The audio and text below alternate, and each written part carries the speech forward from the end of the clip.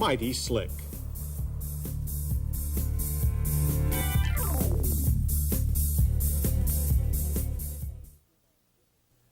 Well, Beth, usually you're letting us in on secrets of upcoming cars. No secrets this time, John. Instead, we're going to look back at cars that started out in their time as what's new on wheels. Now, as you know, this is a milestone year for the automobile. Yes, it's the 100th anniversary of the car. Right.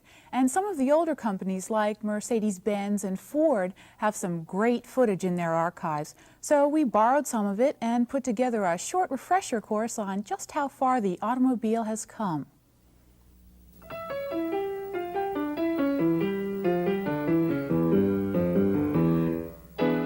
It all started in Germany with this man, Carl Benz, and this car, powered by an internal combustion engine.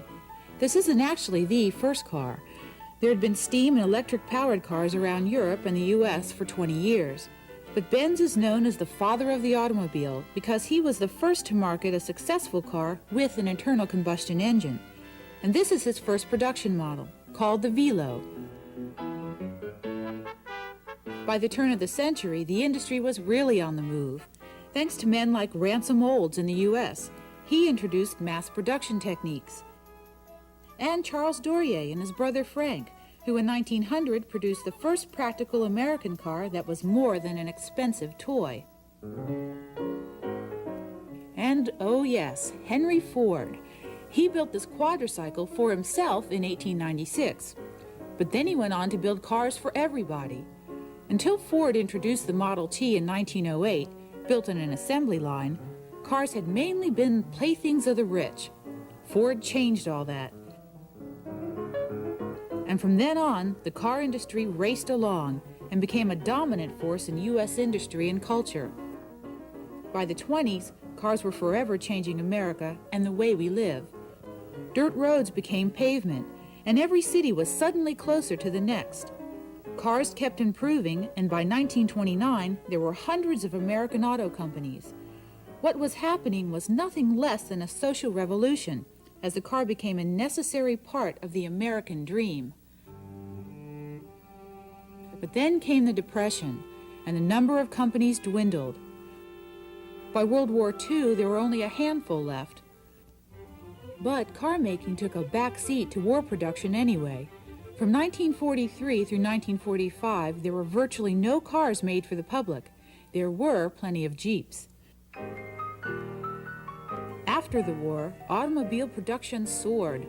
During the prosperous 50s, families even had to own 2 cars. Of course, we also wanted style, which in those days meant foot-high tail fins and an overdose of chrome. In the late 50s and early 60s, the ubiquitous Bug led a small import invasion, while American cars got longer, lower, wider, and wasteful. In the mid-60s, the federal government started nudging car makers to make safety and environmental changes. But during the gas crises of the early 70s, it was clear American cars were behind the times. They were big, inefficient, and boring to drive. Now it's the 80s, and we're seeing a long overdue renaissance in the American auto industry. Cars are now safer, cleaner, more efficient, and a lot more fun, thanks to new technology, consumer awareness, and to an auto industry that now knows it has to keep changing to stay in business. And it seems like cars have improved more in the past 5 years than they did in the 20 years before.